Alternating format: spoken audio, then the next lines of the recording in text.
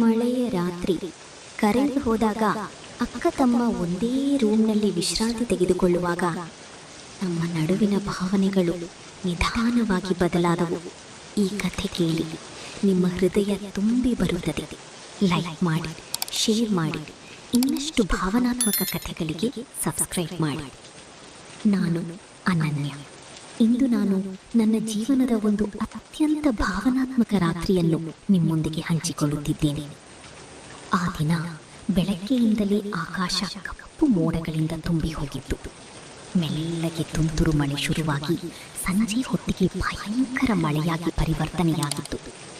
ಗಾಳಿ ಬಲವಾಗಿ ಬೀಸುತ್ತಿತ್ತು. ಮನೆಯ ಹಿಂದಿನ ತೋಟದ ಮರಗಳು ಗುಡುಗುವಂತೆ ಅಲುಗಾಡುತ್ತಿದ್ದವು. ದೂರದಲ್ಲಿ ಮಿಂಚು ಹೊಳೆಯುತ್ತಾ ಗುಡುಗಿನ ಸದ್ದು ಕೇಳುತ್ತಿತ್ತು. ಇಡೀ ವಾತಾವರಣ ತಣ್ಣಗಿನ ಮಳೆಯ ವಾಸನೆಯಿಂದ ತುಂಬಿ ಹೋಗಿತ್ತು. ಅಮ್ಮ ಮತ್ತು ಅಪ್ಪ ಊರಿಗೆ ಹೋಗಿದ್ದರು. ಮನೆಯಲ್ಲಿ ನಾವಿಬ್ಬರೇ, ನಾನು ಮತ್ತು ನನ್ನ ತಮ್ಮ ಅರ್ಜುನ್. ಸಂಜೆ 7 ಗಂಟೆ ಸುಮಾರಿಗೆ ನಾನು ಅಡುಗೆ ಮನೆಗೆ ಹೋಗಿ ಊಟಕ್ಕೆ ಏನಾದರೂ ಮಾಡಬೇಕು ಎಂದು ಯೋಚಿಸಿದೆ. ಅರ್ಜುನ್ ಬಂದು ನನಗೆ ಸಹಾಯ ಮಾಡಲು ಶುರು ಮಾಡಿದ. ನಾವು ಒಟ್ಟಿಗೆ ಚಪಾತಿ ಮತ್ತು ಆಲೂಗಡ್ಡೆ ಪಲ್ಯ ಮಾಡಿದೆವು. ಅಡುಗೆ ಮನೆಯಲ್ಲಿ ನಾವು ಮಾತನಾಡುತ್ತಾ ನಗುತ್ತಾ ಊಟ ತಯಾರಿಸುತ್ತಿದ್ದೆವು. ಅರ್ಜುನ್, ನೀನು ಚಿಕ್ಕಂದಿನಲ್ಲಿ ಯಾವಾಗಲೂ ನನ್ನ ಜೊತೆ ಊಟ ಮಾಡಲು ಒತ್ತಾಯ ಮಾಡುತ್ತಿದ್ದೆ, ನೆನಪಿದೆಯಾ? ನಾನು ನಗುತ್ತಾ ಕೇಳಿದೆ. ಅವನು ನಗುತ್ತಾ ಹೇಳಿದ, ಹೌದಕ್ಕ, ನೀನು ನನಗೆ ಹೆಚ್ಚು ಅನ್ನ ಹಾಕುತ್ತಿದ್ದೆ, ಇವತ್ತು ಹಾಗೆ ಹಾಕು. ನಾವು ಊಟಕ್ಕೆ ಕುಳಿತುಕೊಂಡೆವು. ಮಳೆಯ ಸದ್ದು ಹಿನ್ನೆಲೆಯಲ್ಲಿ ನಾವು ಊಟ ಮಾಡುತ್ತಾ ಹಳೆಯ ನೆನಪುಗಳನ್ನು ಹಂಚಿಕೊಳ್ಳುತ್ತಿದ್ದೆವು. ಊಟ ಮಾಡುತ್ತಾ ಅರ್ಜುನ್ ನನ್ನನ್ನು ಚಿಕ್ಕಂದಿನ ಒಂದು ಘಟನೆಯನ್ನು ನೆನಪಿಸಿದ. ಆಗ ನಾನು 12 ವರ್ಷದವಳು, ಅರ್ಜುನ್ 10 ವರ್ಷದವನು. ಒಂದು ದಿನ ಮಳೆ ಬಂದಿದ್ದಾಗ ನಾವು ಇಬ್ಬರು ಮನೆಯ ಹಿಂದಿನ ತೋಟದಲ್ಲಿ ಆಡುತ್ತಿದ್ದೆವು. ಮಳೆಯಲ್ಲಿ ನೆನೆದುಕೊಂಡು ನಗುತ್ತಾ ಓಡಾಡುತ್ತಿದ್ದೆವು. ಆಗ ಅರ್ಜುನ್ ಕಾಲು ಜಾರಿ ಬಿದ್ದು ಬಿಟ್ಟಿದ್ದ. ನಾನು ಓಡಿ ಹೋಗಿ ಅವನನ್ನು ಎತ್ತಿಕೊಂಡು ಮನೆಗೆ ಕರೆದುಕೊಂಡು ಬಂದಿದ್ದೆ. ಅವನು ಆಗ, ಅಕ್ಕ, ನೀನು ಯಾವಾಗಲೂ ನನ್ನನ್ನು ಕಾಪಾಡುತ್ತೀಯಾ ಎಂದು ಹೇಳಿದ್ದ. ಆ ನೆನಪು ಇಂದಿಗೂ ನನ್ನ ಮನಸ್ಸಿನಲ್ಲಿ ತುಂಬಾ ಆಳವಾಗಿ ಉಳಿದಿದೆ. ಊಟ ಮುಗಿದ ನಂತರ ನಾವು ಡೈನಿಂಗ್ ಟೇಬಲ್ ಬಳಿ ಸ್ವಲ್ಪ ಹೊತ್ತು ಮಾತನಾಡುತ್ತಾ ಕುಳಿತಿದ್ದೆವು. ಅರ್ಜುನ್ ನನಗೆ ತನ್ನ ಕಾಲೇಜ್ ಜೀವನದ ಸಣ್ಣ ಸಣ್ಣ ವಿಷಯಗಳನ್ನು ಹೇಳ್ತಿದ್ದ.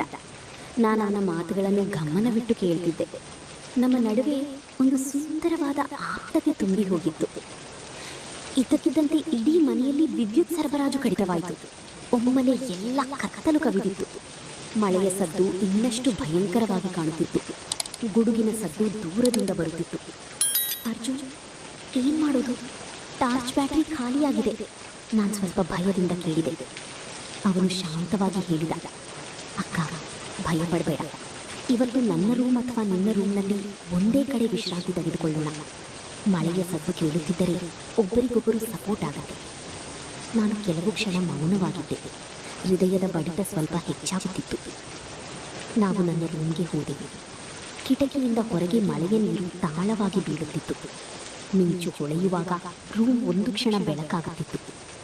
ಗಾಳಿ, ಕಿಟಕಿಯಿಂದ ತಣ್ಣಗಿನ ಗಾಳಿ ಬರುತ್ತಿತ್ತು. ನಾವು ಒಂದೇ ರೂಮ್ನಲ್ಲಿ ವಿಶ್ರಾಂತಿ ತೆಗೆದುಕೊಳ್ಳಲು ನಿರ್ಧರಿಸಿದೆವು. ಅವನು ಒಂದು ಬದಿಯಲ್ಲಿ, ನಾನು ಇನ್ನೊಂದು ಬದಿಯಲ್ಲಿ ಮಲಗಿದೆವು. ಮೊದಲು ನಾವು ಏನೂ ಮಾತನಾಡಲಿಲ್ಲ. ಕೇವಲ ಮಳೆಯ ಸದ್ದು, ಗುಡುಗು ಮತ್ತು ನಮ್ಮ ಉಸಿರಾಟದ ಸದ್ದು ಮಾತ್ರ ಕೇಳುತ್ತಿತ್ತು. ನಾನು ಕಣ್ಣು ಮುಚ್ಚಿ ಚಿಕ್ಕಂದಿನ ಆ ಮಳೆಯ ದಿನಗಳ ನೆನಪುಗಳನ್ನು ನೆನೆಸಿಕೊಳ್ಳುತ್ತಿದ್ದೆ. ಅರ್ಜುನ್ ಚಿಕ್ಕವನಾಗಿದ್ದಾಗ ನಾನು ಅವನಿಗೆ ಕಥೆಗಳು ಹೇಳುತ್ತಿದ್ದುದು, ಅವನು ನನ್ನ ಹಿಂದೆ ಓಡುತ್ತಾ ಬರುತ್ತಿದ್ದುದು, ಆ ನೆನಪುಗಳು ನನ್ನ ಮನಸ್ಸನ್ನು ತುಂಬುತ್ತಿದ್ದವು. ಕೆಲವು ನಿಮಿಷಗಳ ನಂತರ ನಮ್ಮ ನಡುವಿನ ಅಂತರ ಸ್ವಲ್ಪ ಕಡಿಮೆಯಾದಂತೆ ಭಾಸವಾಯಿತು.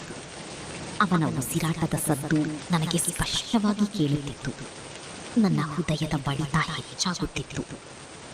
ಆ ರಾತ್ರಿ ನಾವು ಹೆಚ್ಚು ಮಾತನಾಡಲಿಲ್ಲ. ಆದರೆ ಮೌನದಲ್ಲಿ ಎಲ್ಲವೂ ಮುಗಿದುಹೋಯಿತು.